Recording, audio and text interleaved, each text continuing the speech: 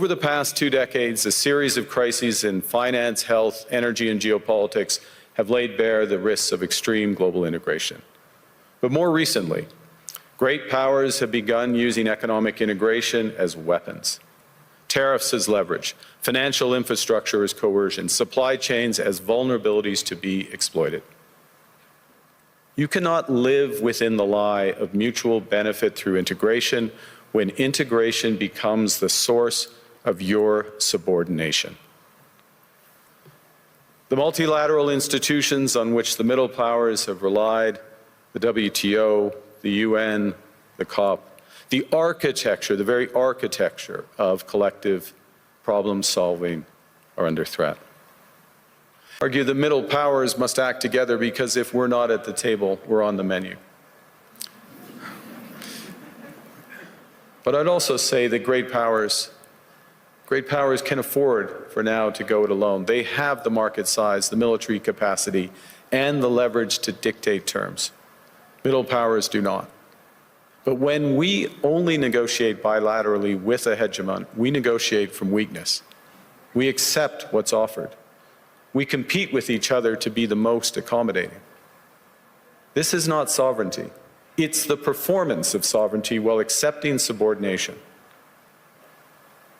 In a world of great power rivalry, the countries in between have a choice: compete with each other for favor or to combine to create a third path with impact. It seems that every day we're reminded that we live in an era of great power rivalry, that the rules-based order is fading, that the strong can do what they can and the weak must suffer what they must. And this aphorism of Thucydides is presented as inevitable, as the natural logic of international relations reasserting itself.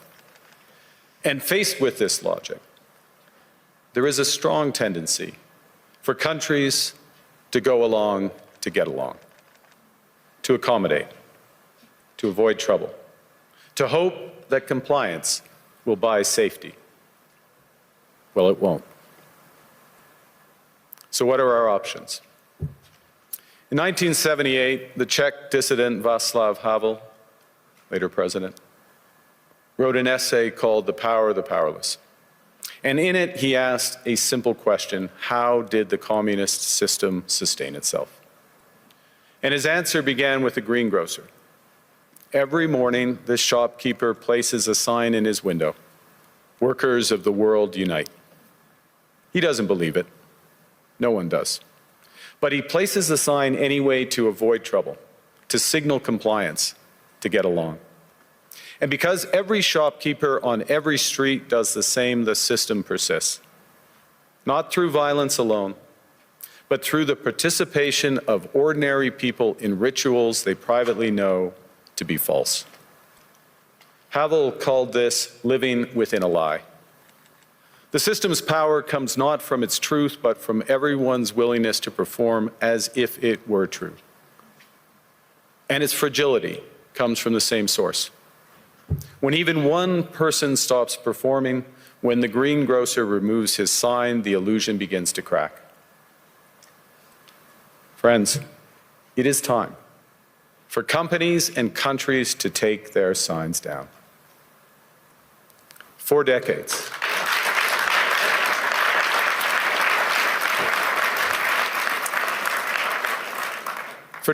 countries like Canada prospered under what we called the rules-based international order.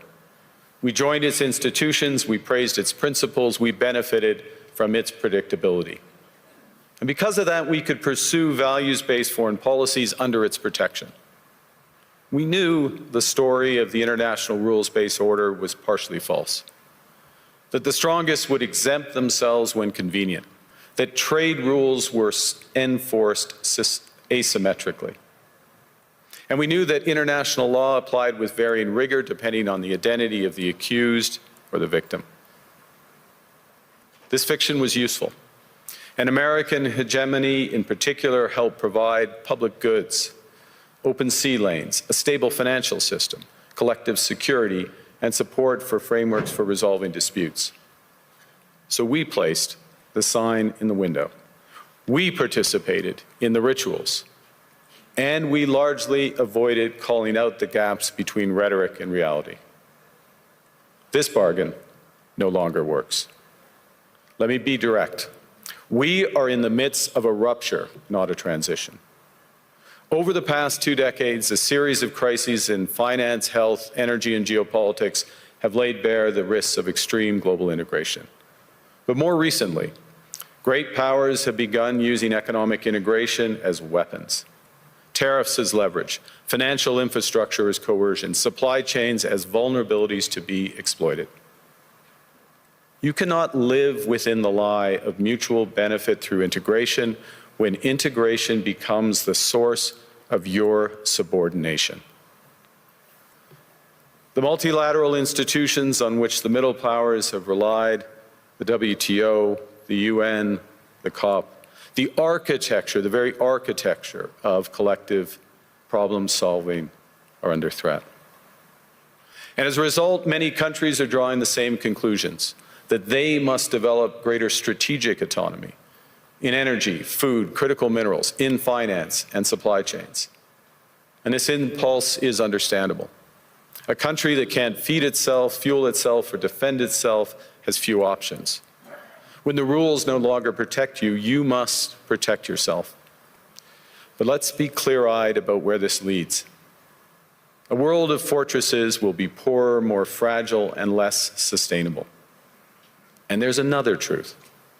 If great powers abandon even the pretense of rules and values for the unhindered pursuit of their power and interests, the gains from transactionalism will become harder to replicate. Hegemons cannot continually monetize their relationships. Allies will diversify to hedge against uncertainty. They'll buy insurance, increase options in order to rebuild sovereignty. Sovereignty that was once grounded in rules but will increasingly be anchored in the ability to withstand pressure. This room knows this is classic risk management. Risk management comes at a price. But that cost of strategic autonomy, of sovereignty, can also be shared.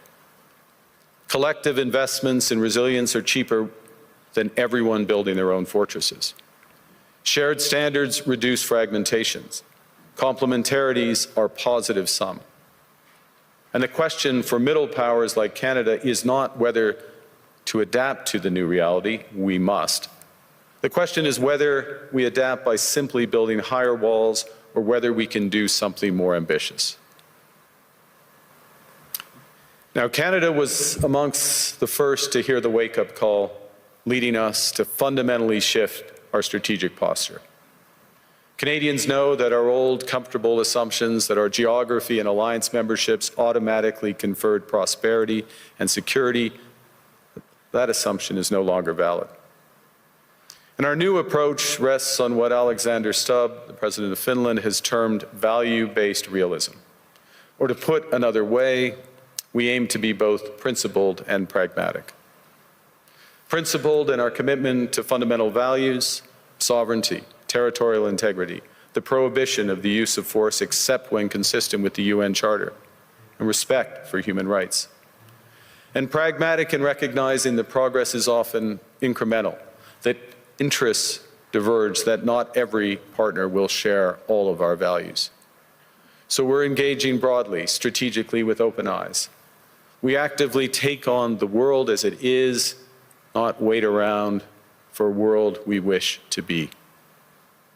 We are calibrating our relationships so their depth reflects our values.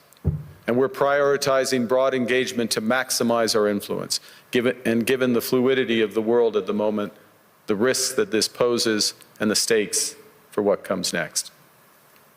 And we are no longer just relying on the strength of our values, but also the value of our strength. We are building that strength at home. Since my government took office, we have cut taxes on incomes, on capital gains and business investment.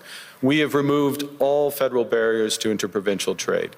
We are fast-tracking $1 trillion of investments in energy, AI, critical minerals, new trade corridors, and beyond. We're doubling our defense spending by the end of this decade, and we're doing so in ways that build our domestic industries. And we are rapidly diversifying abroad. We've agreed a comprehensive strategic partnership with the EU, including joining SAFE, the European Defence Procurement Arrangements. We have signed 12 other trade and security deals on 4 continents in 6 months. In the past few days, we've concluded new strategic partnerships with China and Qatar. We're negotiating free trade pacts with India, ASEAN, Thailand, Philippines, and Mercosur. We're doing something else. To help solve global problems, we're pursuing variable geometry.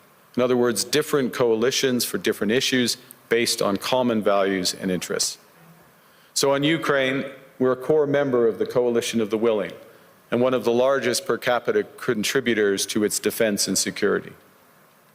On Arctic sovereignty, we stand firmly with Greenland and Denmark and fully support their unique right to determine Greenland's future.